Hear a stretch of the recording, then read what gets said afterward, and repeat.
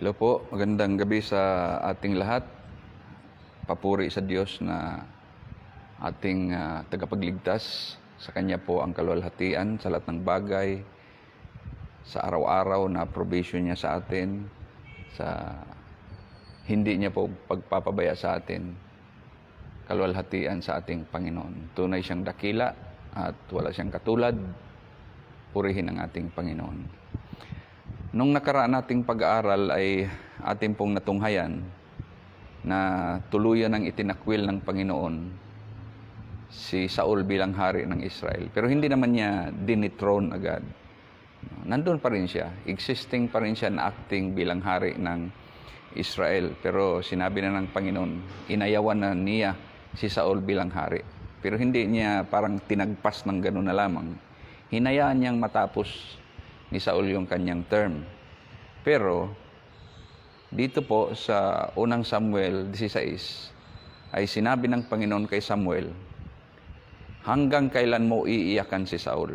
Gayong itinakwil ko na siya sa pagiging hari sa Israel. Punuin mo ng langis ang iyong sungay at humayo ka. Ang ibig sabihin nitong punuin mo ng langis ang iyong sungay, hindi ito sungay ni Samuel na yung sungay na gano'n, hindi. Ito ay yung lalagyan nila ng langis na gawa sa sungay. Ginagamit nila ito for anointing. Ito rin yung ginamit niya. Pinaglagyan ng langis na ibinuhos niya kay Saul. Gawa po sa sungay yan. At ang sabi niya, humayo ka, isusugo kita kay Jesse na taga Bethlehem, sapagkat ako ay naglaan para sa aking sarili ng isang hari mula sa kanyang mga anak na lalaki. So, ang Panginoon ay maghihirang siya ng panibagong hari. Dahil rejected na niya si Saul. Gawa ng dalawang malaking kasalanan na ginawa ni Saul.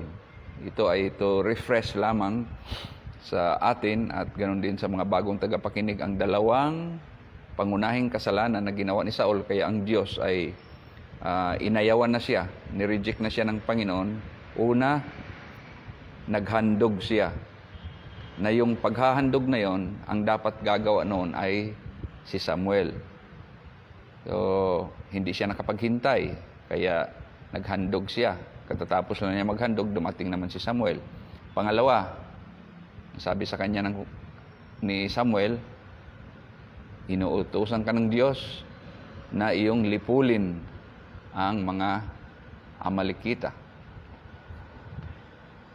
So, sumunod si Saul, pero hindi niya pinatay ang hari, binihag niya at dinala nila yung mga matatabang tupa at iba pang mga hayop dahil ang sabi nila, ihahandog nila sa Diyos. So, hindi siya sumunod ng lubos. Ang sabi ng Panginoon, patayin lahat tao sa kayong kanilang mga hayop. Pero nagtira sila. At mas lalong lumaki ang yung galit ng Panginoong Diyos kay Saul. Sabihin natin galit o na-discourage ang Panginoon kay Saul. At doon na sinabi niya na rejected na siya. And then, ang Panginoon ay nag-decide na maghihirang siya ng kapalit ni Saul. Ang sabi ni Samuel kay Saul, yung pamilya mo sana ang maghahari sa Israel sa buong panahon. Pero dahil sa ginawa mo, papalitan ka ng Diyos ng isang tao na ayon sa kanyang puso. A man after God's own heart. And by this time, sinugo ng Panginoon si Samuel at pinapunta sa pamilya ni Jesse na taga Bethlehem. Sapagkat sabi ng Panginoong Diyos, doon ako pipili ng magiging hari sa mga anak ni Jesse. Sinabi ni Samuel, paano ako makakapunta? Kapag yun ay nabalitaan ni Saul, papatay niya ako.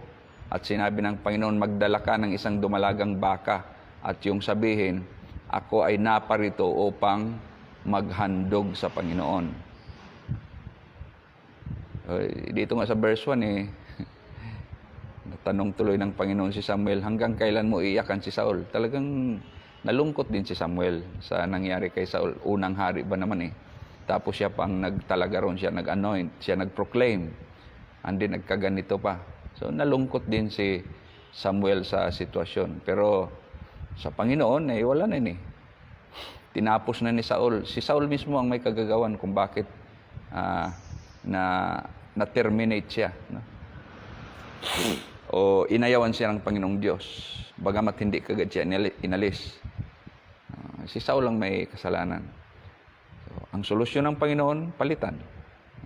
Gaya ng kanyang sinabi, hindi na yung pamilya ni Saul ang magtutuloy sa pagiging hari, kundi pipili ang Panginoon ng ayon sa kanyang puso. At nag-alala si Samuel, baka malaman ito ni Saul at papatayin siya. Pero ang sabi ng Panginoon, pumunta ka roon, maghandog ka, kaya magdala ka ng baka. At anyayahan mo si Jesse sa paghandog at aking ituturo sa iyo kung ano ang iyong gagawin.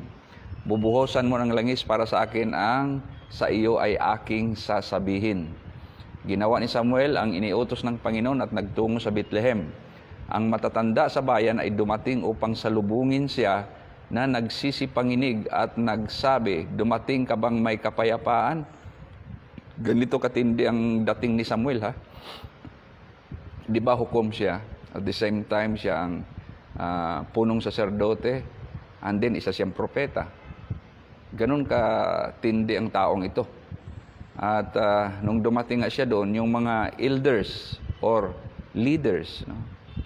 Yan yung ibig sabihin ng matatanda dito, hindi yung mga senior citizen, kundi mga nakakatanda, elders, na siya ring kalimitan tumatayo bilang mga leaders. Maging sa bagong tipan, yun ang sabi ni Apostol Pablo, na huwag yung mga baguhan ang ilalagay sa panunungkulan at baka magyabang lamang sila.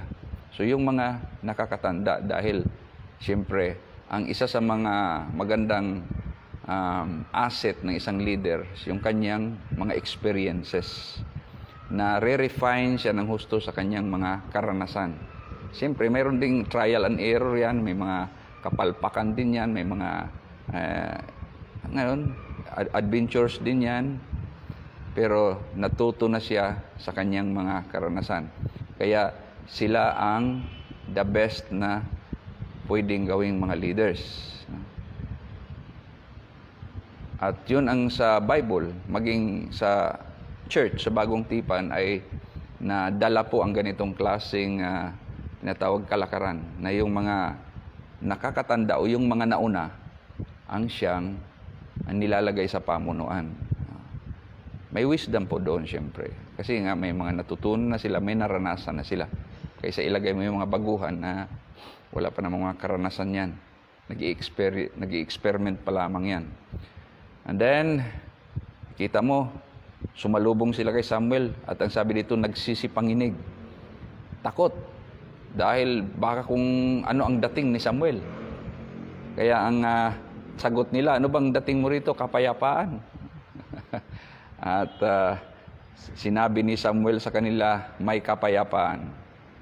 Ako ay naparito upang maghandog sa Panginoon. Italaga ninyo ang inyong mga sarili at sumama kayo sa akin sa paghahandog. At itinalaga niya si Jesse at ang kanyang mga anak at inanyayahan sila sa paghahandog.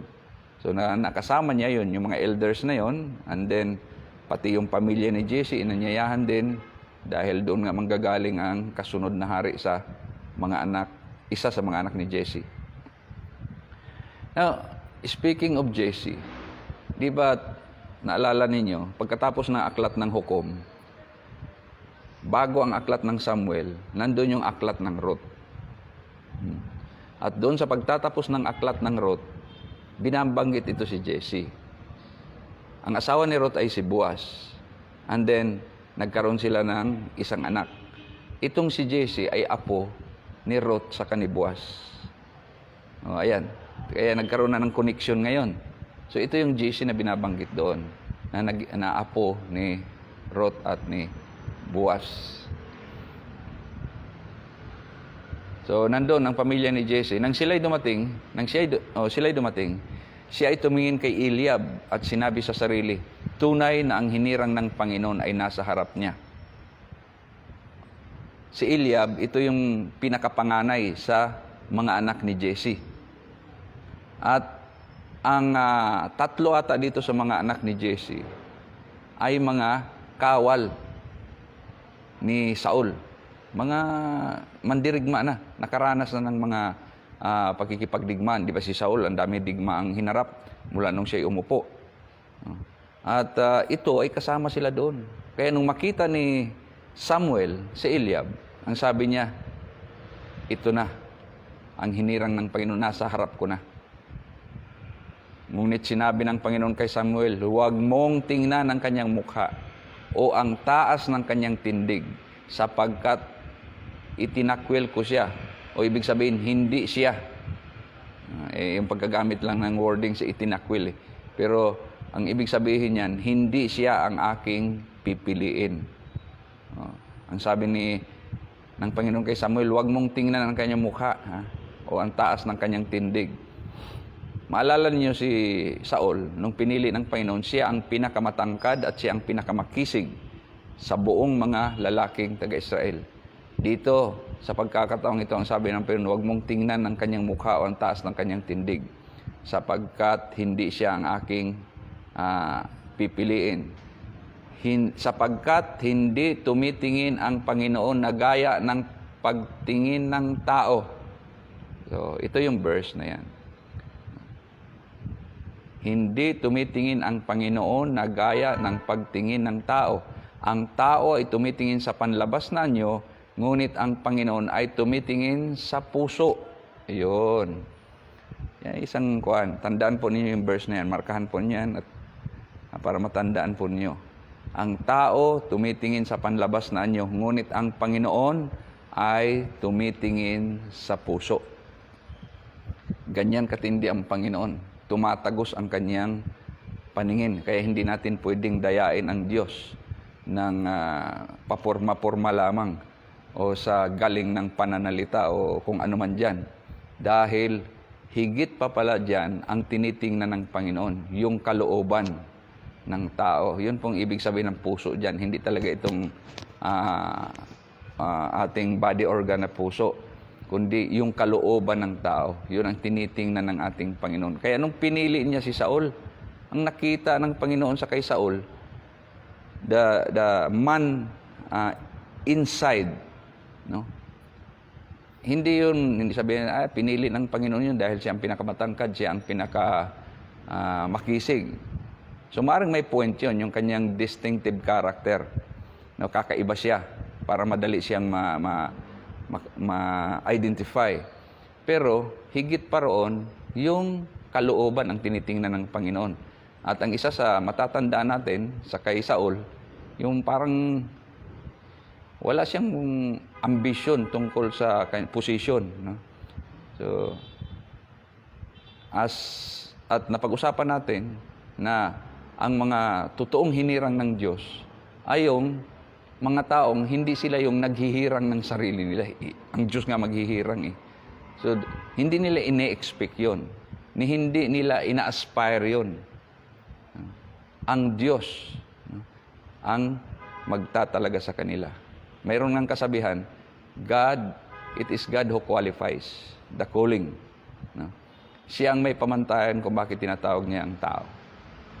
So, hindi ang tao ang maghihirang sa kanyang sarili, ang Diyos.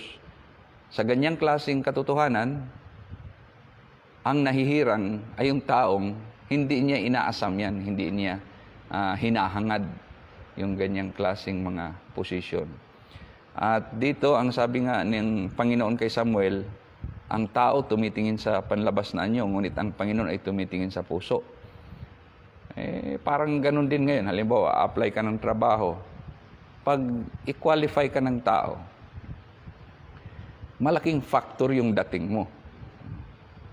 Paano ka pumorma, yung confidence, yung self-esteem, isa yan sa mga pinagbabatayan dahil yung lalo tigit sa mga malalaking company.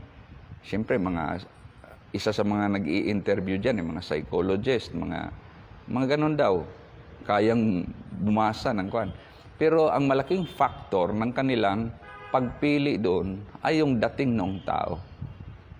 hindi naman nila alam kung anong kakayanan talaga ng tao na nag-a-apply. Kaya maraming mga tao na nare-reject sa kanilang pag-a-apply dahil lamang hindi nagustuhan noong qualifying board yung kanyang dating o yung kanyang pananalita, yung kanyang mga sagot.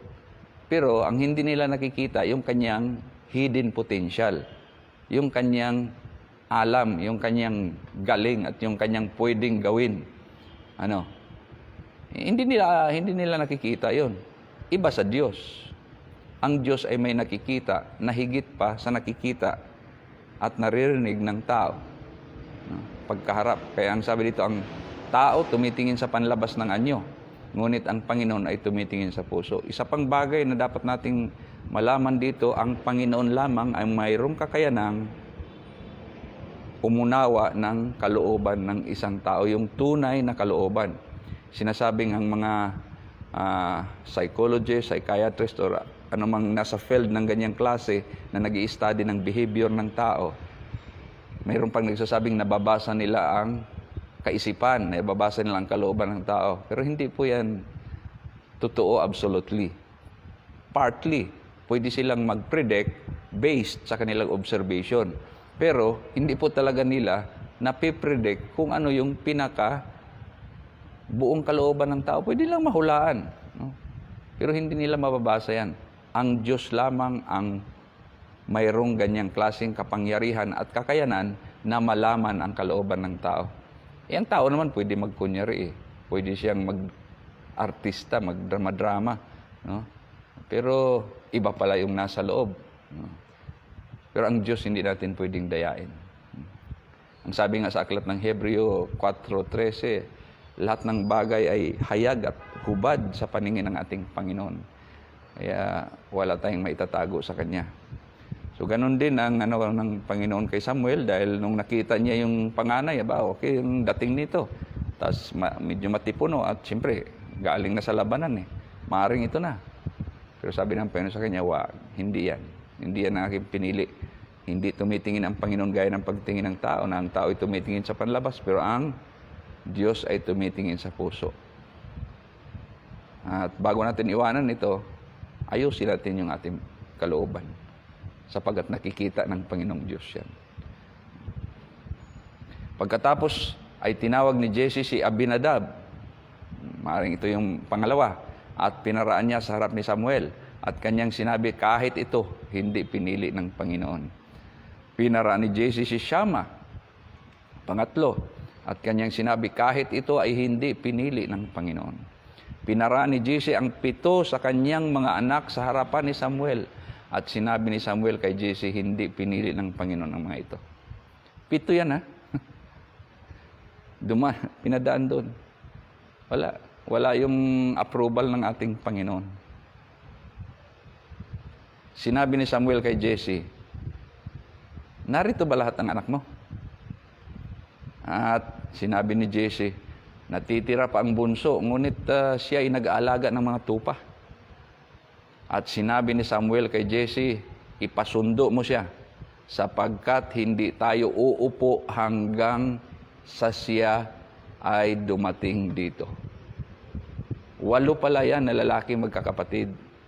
Nandun yung 7. Yung bunso, nagpapastor, nag-aalaga ng mga tupa. So, hindi na pinatawag ni Jesse. Malamang ganon, dahil bunso At mas tiningnan niya itong 7, or nagkataon lamang na nung panahon na yun, yung 7 ay nandoon, at yung isa ay nandoon nga, nag-aalaga ng mga tupa. At ang sabi ni Samuel, ipatawag mo yun, pasundo mo. Hindi tayo uupo hanggat hindi siya darating. Siya ay nagpasugo at sinundo siya roon. Siya ay may mapupulang pisngi, magagandang mata, at makisig. Aba, matindi Ito yung bunso Talagang blooming siguro mga wala pa itong 20 ang edad ng bunsong ito by this time. At ang sabi doon, mapupula ang pisngi. Nasa Peldsia palagi, nag-aalaga ng kanyang mga tupa. At sabi dito, magagandang mata at makisig. Aba, may dating din ha. Pero hindi katulad kay Saul, siya makisig at pinakamatangkad. Ito naman, mapupulang pisngi, magagandang mata at makisig. At sinabi ng Panginoon, tumindig ka, buhusan mo siya ng langis sapagkat siya na nga. Yung bunso, the least expected, the non-expectant, siya ang pinili. Kita natin ha, sa 2 hari na pinili ng ating Panginoon, hindi naghangad yan. At hindi nila inasahan yan. Binuhusan si Saul, maalala niyo, binuhusan si Saul, baliwala lang sa kanya. Buhusan, okay. Naghanap lang naman yun ng nung asno na nawawala eh. Tapos binuhusan na ng langis, baliwala lang sa kanya. Nung siya ipoproclaim, nagtatago pa.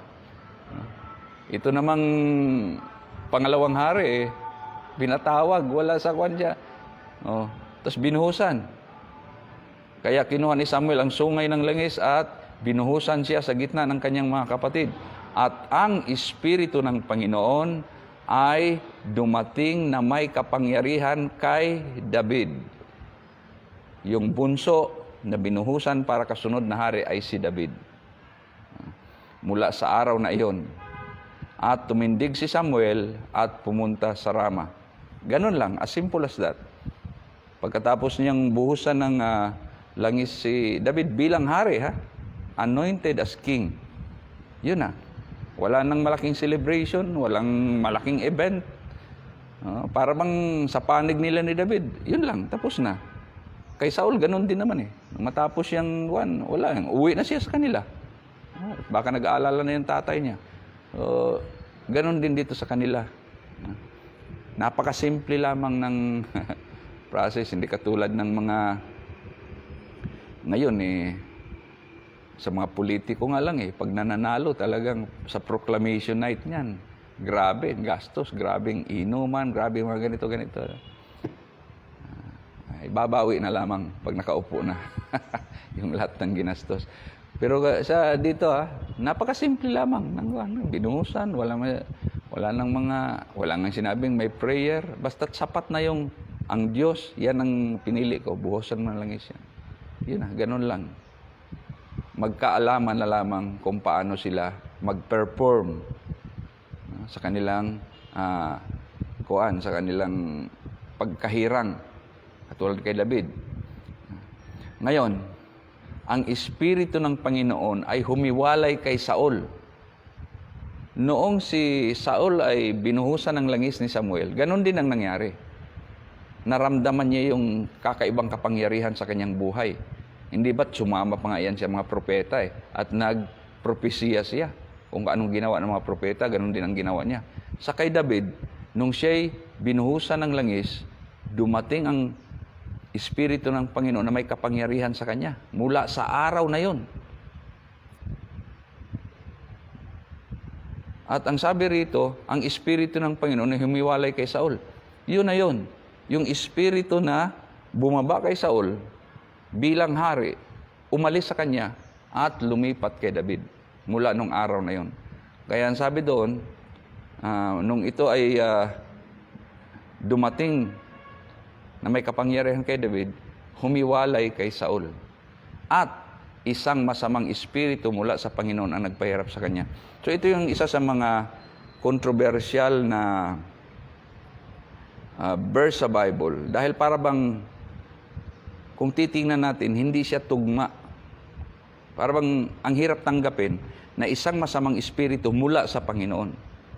Dahil mutually, ini-expect natin isang banal na espiritu o mabuting espiritu ang nanggagaling sa Diyos. Pero dito sa sitwasyon na ito, dito rin lang naman yan, particular lamang sa kay Saul, na isang masamang espiritu mula sa Panginoon ang nagpahirap sa kanya. Ngayon, kung titingnan mo ang mga komentary ng mga ilang scholars tungkol dito, karamihan sa kanila, ng mga tiningnan ng komentary, ang sabi doon, by permission from the Lord. By permission from the Lord. Isang masamang espiritu ang dumating sa kanya at nagpahirap sa kanya. Sa English, troubled him.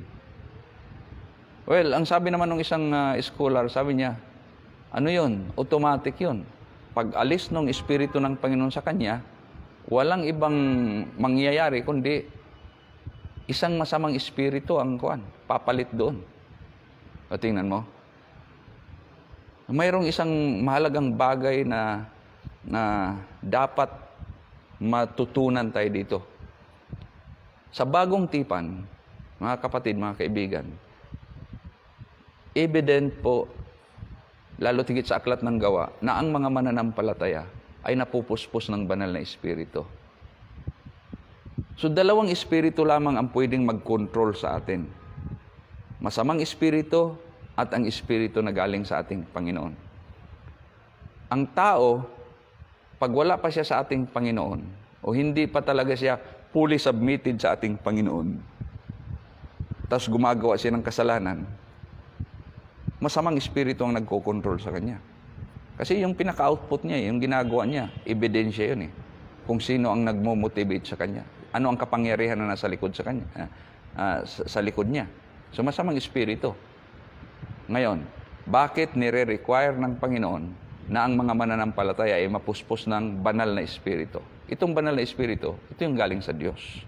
Kung paanong dito kay Saul at kay David, nung sila po ay nilangisan, ang espiritu ng Panginoon ay dumating sa kanila na may kapangyarihan at nabago ang kanilang pagkatao. Yun din sa bagong tipan. No? Ang nire-require din ng Panginoon na ang mga mananampalataya ay mapuspos ng banal na espiritu. Yan ang term na ginagamit doon. To be filled with the Spirit. Hindi lamang ma-feel yung maramdaman, kundi to be filled, mapuspos, mapuno, umapaw. Yun ang kuan doon. Kaya ang tawag niyan minsan, baptism of the Holy Spirit. Ang word na baptism, ibig sabihin, ma-submerge ka, malubog ka. Hindi lamang yung parang madait ka ng ganun, maramdaman mo. Kundi talagang ma-overwhelm ka. Kung paanong ang tao ay binautismuhan sa tubig, nilulubog siya. Ganun din ang sense noon, baptism of the Spirit. Ang tao ay talagang ma-overwhelm siya ng Espiritu ng Panginoon. Ang implication noon ay full control. No? At dito makita natin, nung umalis ang Espiritu ng Panginoon, masamang Espiritu ang pumalit. Kaya pag sa isang tao, pag dumating naman ang banal na Espiritu ng ating Panginoon, yung masamang Espiritu ay hindi pwedeng manaig. Siyempre, mas makapangyarihan yung Espiritu ng ating Panginoon.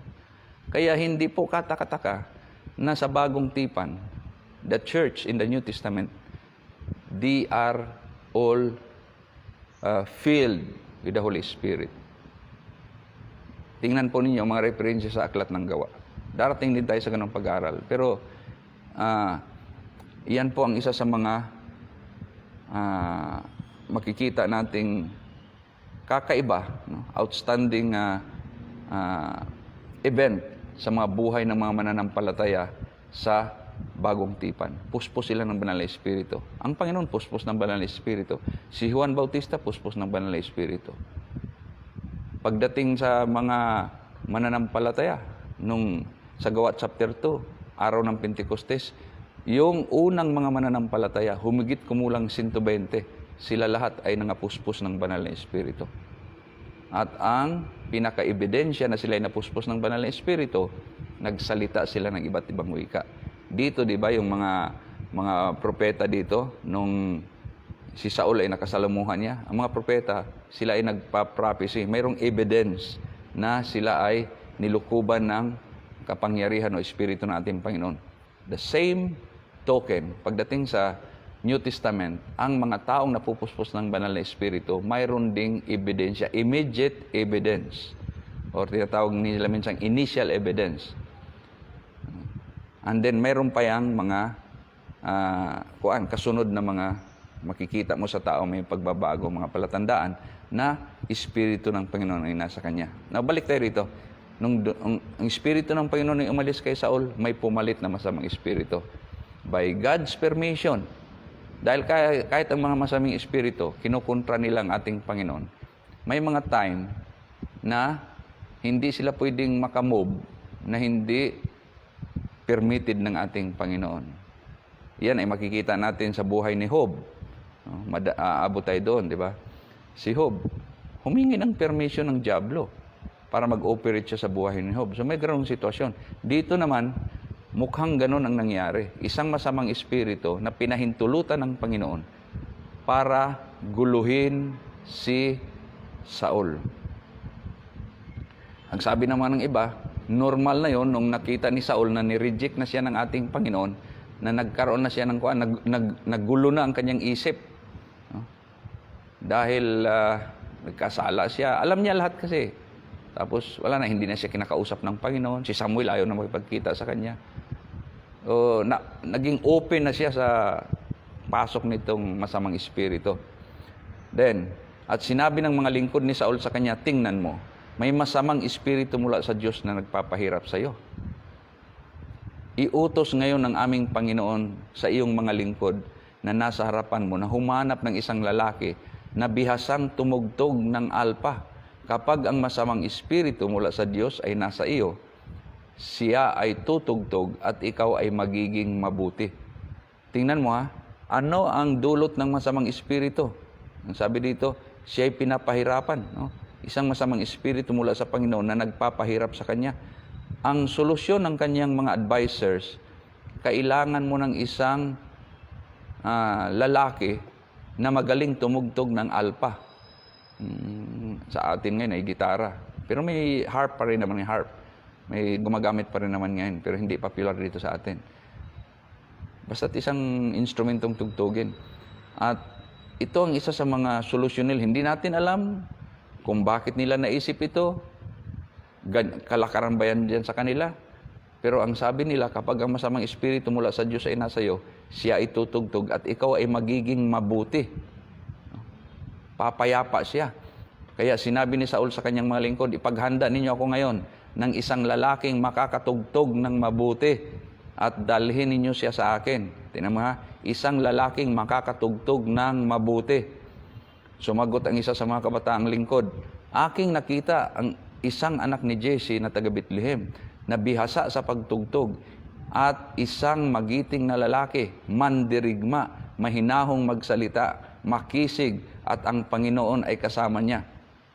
Oho. Kita mo ha, nakasit up ito, makikita mo. Nung may nagbigay ng payo sa hari, na ganito ang gawin mo. Pinakagamot diyan sa sitwasyon mo. Humanap ka ng isang magaling tumugtog. Mayroon din doon. Nakilala niya yung isang anak ni Jesse na magaling tumugtog. Magaling tumugtog. Magiting na lalaki, mandirigma, mahinahong magsalita, makisig. Mayroon siyang 6 na quality at ang Panginoon ay kasama niya. 6 na magagandang quality. Magiting na lalaki, bihasa sa pagtugtog, magiting na lalaki, mandirigma, mahinahong magsalita, makisig, at kasama niya ang Panginoon. So maaring itong sitwasyon na ito ay lumipas na ang ilang panahon mula nung si David ay nabuhusan ng langis bilang hari. At maring lumipas na ang ilang buwan. At unti-unti itong si Saul ay parang nawawala na sa sarili. Lalo tigit yung masamang espiritu ay dumadating sa kanya at ginugulo siya. Kaya nasa desperate situation na siya. Ayun ang payo ng mga advisors niya sa kanya. Kaya nagpadala ng mga sugo si Saul kay Jesse at sinabi, papuntahin mo rito sa akin ang iyong anak na si David, na kasama ng mga tupa. Kumuha si Jesse ng isang asno na may pasang tinapay, alak sa isang sisidlang balat, isang batang kambing at ipinadala kay Saul sa pamagitan ni David na kanyang anak. At dumating si David kay Saul at pinasimulan ang kanyang paglilingkod. Anong paglilingkod? Tutugtog lang siya. Pag si Saul ay nagugulo na, dahil dumadating yung masamang espiritu, kita mo ang masamang espiritu, walang mabuting dalayan sa tao. Guguluhin lang talaga ang tao niyan. Ganun ginawa kay Saul eh. Wala na sa kanyang espiritu ng Panginoon, di malaya ng masamang espiritu na manggulo sa kanya. Kaya, tandaan natin yan. Walang ibang dala ang masamang espiritu sa buhay ni numang magbubukas sa kanya, kundi gulo Ang sabi nga ng Panginoon sa Juan 10:10, ang magnanakaw, tinutukoy niya yung masamang espiritu, ay darating upang magnakaw, pumatay at magwasak. Walang mabuting layunin ang masamang espiritu kasi masamang espiritu nga eh. Maaring, siyempre, lahat mandaraya pati yan. Kaya talagang lilinlangin ka niyan. Pero pag mahulog ka na, makuha ka na sa kanyang kontrol, walang mabuting dala yan. Yan ang nangyayari sa mga makasalanan, di ba? Oh, enjoy sila sa kasalanan sa pasimula, bandang huli, palala ng palala na. Hanggang sa gulo ng kanilang buhay, kaluko-luko na. Oh, ang gamot lang naman doon ay Espiritu ng Panginoong Diyos eh. At yan ang naranasan ng marami. Hala, naging talamak na mga makasalanan na, hanggang sa naging mga adik na, mga magnanakaw, mga mandaraya, mga illegal ang gawain.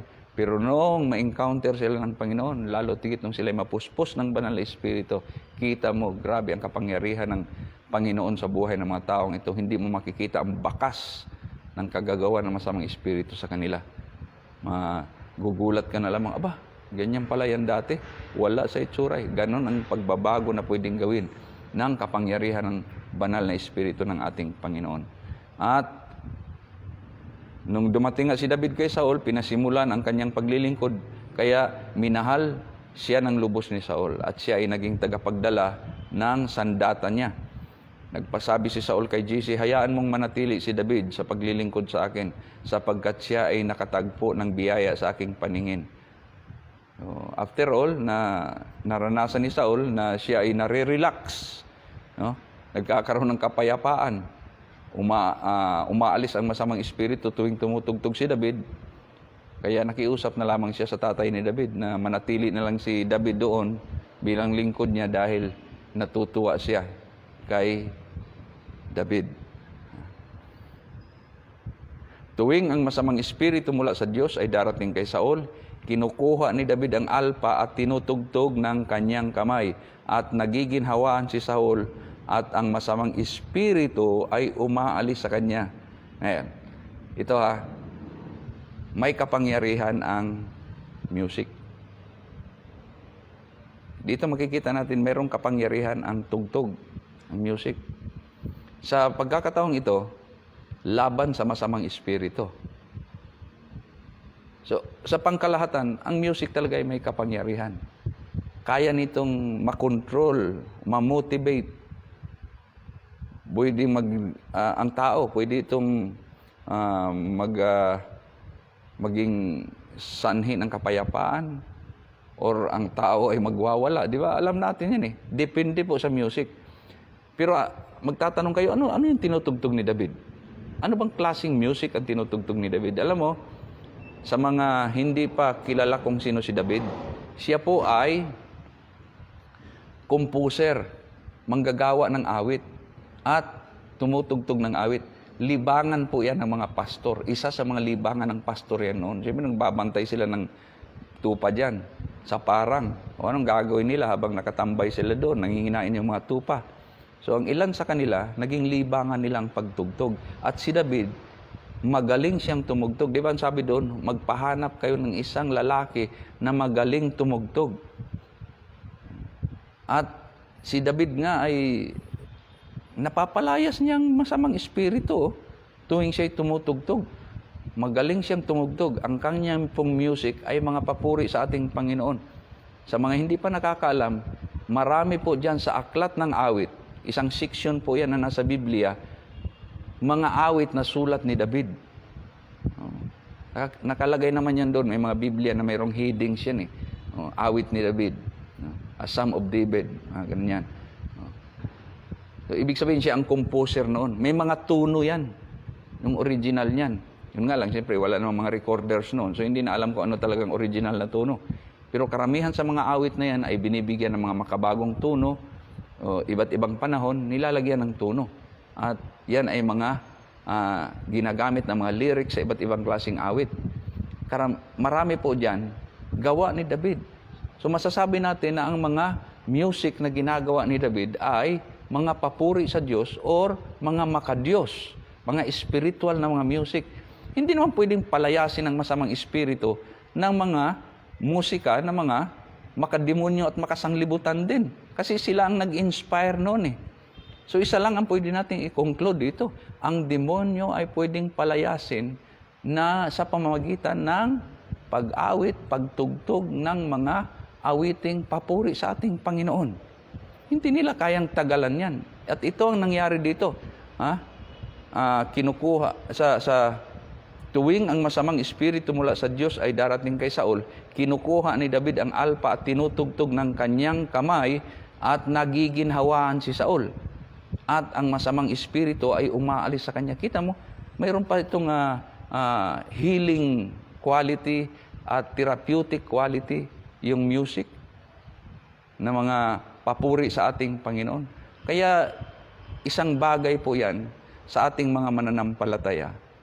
Huwag nating kagigiliwan yung mga musika, mga awitin, na iba naman ang motivation. Mga makasanglibutan, mga kaguluhan, mga kalaswaang mga kuwan. Hindi yan mga makadiyos na music eh.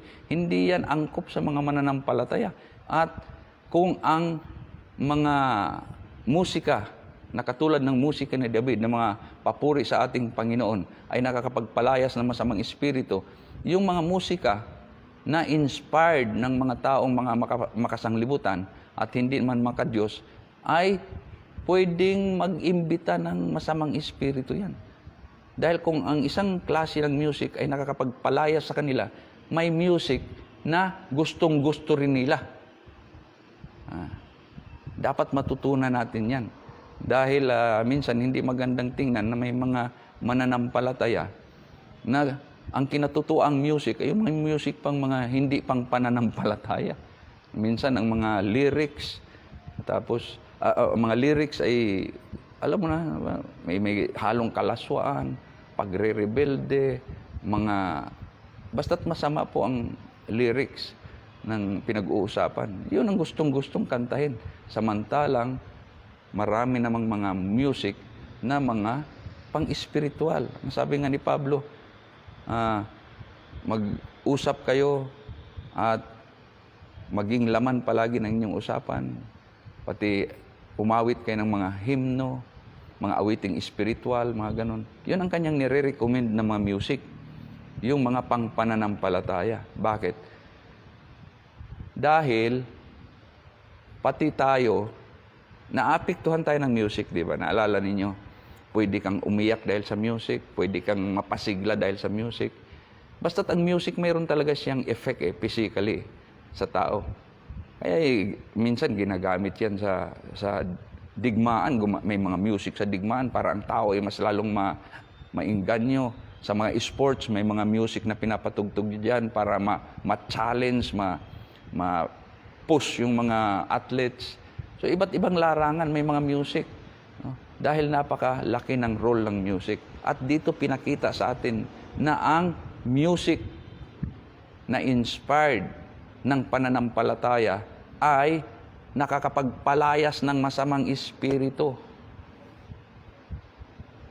Kaya maganda po yung ginagawa ng mga mananampalatayang Kristiyano. Ang mga music nila, sa cellphone nila, sa bahay nila, palaging naririnig ay mga awitin o mga musikang pang-pananampalataya. Ay wala talagang tatagal na masamang espiritu niyan. Kung mayroon sinasabing dyan, haunted house, maglagay kayo ng sound system doon. 24/7, tuloy-tuloy ang tugtugin. Puro mga papuri, puro mga testimony na mga awit, puro mga pagluwalhati sa Panginoong Diyos. Tingnan natin kung tatagal yung sinasabing masamang espiritu dyan sa haunted house na yan. Hindi nila kayang tagalan yan. Pinakita yan dito. Si David, ano lang nagamit niya? Yung harp lamang, yung alpa. Pero isa sa mga bagay doon na napansin ko, ang sabi ng mga advisors ng hari, magpahanap ka ng isang lalaki na magaling tumugtog para pag dumating sa iyo yung masamang espiritu, pag tutugtog siya, magkaroon ka ng kapayapaan. Kailangan magaling din. No? Isa sa point yun doon, yung sinabi ng Juan. At sabi nila, may kilala akong magaling na tumugtog. Yung anak ni Jesse, sabi nila, pinatawag. Nangyari nga, very effective. Kaya dapat magaling din. Mahirap din siguro pag ano, wala sa ayos yung pagtugtog, yung pagkanta. Hindi rin pagtatawanan lang siguro ng masamang espiritu yun, sa halip na lalaya sila. Dapat, ibig sabihin na magaling, ay hindi naman talaga yung in skill. Pero ibig sabihin yung nandun yung ang tao, ano talaga niya yun. Pag inaawit niya, bahagi ng buhay niya yun. Ibig sabihin, may karapatan siya na awitin yun. Dahil sanay siya magpuri sa ating Panginoon. At yun talagang musika niya eh. Kaysa naman yung aawit-awit siya, pag may masamang espiritu, aawit siya ng ganun. Pagkatapos, alam ng masamang espiritu, pag wala ka rito, iba naman ang inaawit mo eh. Mga awit ng mga inspired namin, isasabihin ng masamang espiritu, wala ka, pagtatawanan ka lamang. So, pero tingnan ninyo, si David, buhay niya ito eh. Siyempre, Israelita siya, taga Bethlehem siya. Wala siyang kinalakan, kundi yung mga awit na mga papuri. Kaya nakabuo siya ng maraming awit eh. No? Nandyan mismo sa aklat ng awit, nakalagay yung kanyang mga komposisyon. Mga kapatid, malaking bagay po ang ating natutunan. Sa church nga, napaka malaking bahagi ng ating mga pananambahan ng gawain ng Panginoon ay talagang music eh.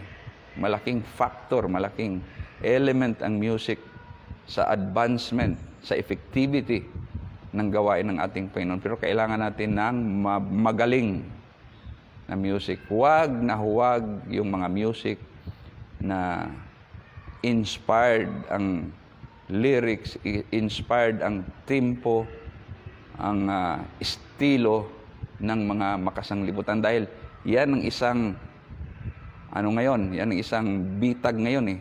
Mayroong tinatawag na crossover na nangyayari. May mga grupo ngayon na nagpapakilalang mga Kristiyano daw, ang kanilang mga itsura, ang kanilang estilo ng pagtugtog, at ang iba pang bahagi ng kanilang music ay inspired ng mga musicians na hindi mga mananampalataya. Mag-ingat kayo sa ganyan. Panatilihin nating maayos yung music nating pang pananampalataya. Kasi yun ang hindi maganda tingnan eh. Abay, gusto nilang magmukha din ng mukhang mga hindi mananampalataya. Pag tumugtog sila, pag umawit sila, ginagaya din nila yun. Wala na. Compromise. Sila ang nabitag. Panatilihin natin. Hindi naman natin. Anyway, dito naman sa ating Panginoon, hindi naman tayo dito. Yung mga musicians, hindi naman kayo mga performers eh. Mga worshipers kayo. Once na tumugtog kayo, na kayo ay sumasamba sa Panginoon, at yan ay para sa kaluwalhatian ng ating Panginoon, isipin ninyo, pwedeng mangyari ito. Makapagpapalayas kayo ng masamang espiritu. Pero kung kayo tutugtog ng inyong inspirasyon, bagamat ang tinutugtog daw ninyo, ang lyrics ay may touch ng Christianity. At sa church kayo tumutugtog. Pero ang style, ang inspiration ay parang makasanglibutan. Ay nako, walang masamang espiritu na lalayas yan. Panunuorin kayo. Tuwang-tuwa yan sa inyo. Dahil isa yan sa mga deception na nangyayari sa ngayon. I-maintain natin. Walang problema na hindi tayo hangaan ng mga tao. Sa mga musicians, hindi naman tayo tumutugtog para magpahanga sa tao eh. Yung talent natin, ginagamit natin para sa pagsamba at sa kapurihan ng ating Panginoon. Pag gagawin natin yan, with the full anointing at dedication ng ating mga sarili sa ating Panginoon, hindi lamang yung masamang espiritu sa atin ang pwedeng lumayas. Maaring yung mga umaattend dyan, mabibless sila dahil ang espiritu ng Panginoon ang kanilang mararamdaman. At yung kahit mga makasalanan yan, yung mga espiritu na masama na nagpapahirap sa kanila ay pwedeng lumayas at sila magkatagpo ng kapayapaan dahil po sa mga music at mga musician na talagang tunay na mga espiritual at mananampalataya. Katulad ni David. Napakahalaga ng music eh. Right music. Hindi lamang basta't music. Dahil alam natin, isa sa dahilan ng yung anarchy, yung mga kabataan na wala sa ayos, mga parang mga palaban, mga rebelde. Music din eh. Pakinggan mo yung mga music nila. Kayong mga magulang, bulat-latin mo yung mga music ng anak mo sa kanilang mga gadget. Pakinggan mo. Ay talagang masasabi, anong klaseng music ito? Hindi man ito music, ingay. No? Wow, wow, wow. Walang quality. Puro pagwawala. Mga sabog lamang at mga wala sa ayos ang matutuwa sa mga music na yun. Pero kita mo, kaya nga sinasabi ko sa mga kapatiran, mamili tayo ng maayos ng music sa church. Yung talagang church music. Hindi lamang yung maramdaman natin yung indak, kundi yung maramdaman natin ang Espiritu ng ating Panginoong Diyos. Iba po ang music sa church. Bayang maging inspiration natin si David. Tumugtog tayo ng maayos. Tutugtog tayo ng mga music na para sa ating Panginoon. So si David, siya ang itinalaga na pangalawang hari ng Israel. Pero tingnan mo ha, pagkatapos nun wala lang. Hanggang dito, nandito pa rin si Saul. And then, tinawag siya para maglingkod kay Saul. Hindi siya nagparamdam. Wala siyang binabanggit na, oy, nilangisan ako para maging hari, ganito, ganito. So, in the next na mga chapter na pag-aaral natin, mas makikilala pa natin si David. Isa sa very inspirational na tao sa Bible, lalo sa Lumang Tipan ay si David. Pero hindi lamang sa Lumang Tipan, hanggang ngayon, no, siya ay inspirasyon pa rin ng maraming mga Israelita. At yan ay matutunghayan natin sa mga susunod nating pagtalakay dahil itong kasunod nito, nandiyan na si David sa eksena, makikita natin kung anong klaseng tao siya. Yung mga quality na pwedeng magbigay sa atin ng inspirasyon bilang mananampalataya. At si David, he was the man after God's own heart. Ibig sabihin, di ba sabi ng Panginoon sabi ni Samuel kay Saul, pipili ang Diyos ng taong napupusuan niya napapalit sa iyo. So si David, siya yung taong napupusuan ng Panginoon para pumalit kay Saul. Yun yung narinig natin that David is a man after God's own heart. He is the qualified one. Siya ang pinili ng Panginoon. Hindi yung kanyang kuya, hindi yung 7 niyang kapatid. Siya, yung bunso. Siya talaga. Purihin ang ating Panginoon. And salamat sa iyo, dakilang Diyos, sa gabing ito, sa mga bagay na ito na aming natunghayan, Panginoon. Tunay nga, dakilang Diyos, dapat ayusin namin aming pananampalataya. Dahil po, Panginoon, ikaw ay naghahanap ng tamang tao na siyang maglilingkod sa iyo at pagkakatiwalaan mo, Panginoon, mga bagay na mahalaga, nais mong ipagawa, Panginoon. At salamat din po sa pangalawang pagkakataon, nakita namin na ang estilo ng iyong paghirang, Panginoon. Hindi yung taong sila ang naghihirang sa kanilang sarili, kundi ikaw ang naghanap ng tao. At hindi po ang pagpili mo ay hindi katulad sa tao. Ang tao ay tumitingin sa panlabas, ngunit ikaw, Panginoon, ay tumitingin sa puso, Panginoon. At salamat din po, dakilang Diyos, sa mga musicians namin sa church at mga musicians pa namin, mga kapatiran, at bayaan, Panginoon Diyos, na maging inspirasyon nila si David sa kanyang galing sa pagtugtog, Panginoon, at ang kanya lamang music na tinutugtog ay yung mga musikang pangpananampalataya na ito ay kayang magpalayas ng masamang espiritu at magbibigay ng kapayapaan sa buhay ng mga tao, Panginoon. Purihin ka, dakilang Diyos, at maraming salamat po sa mga bagay na ito sa pangalan ni Jesus. Amen.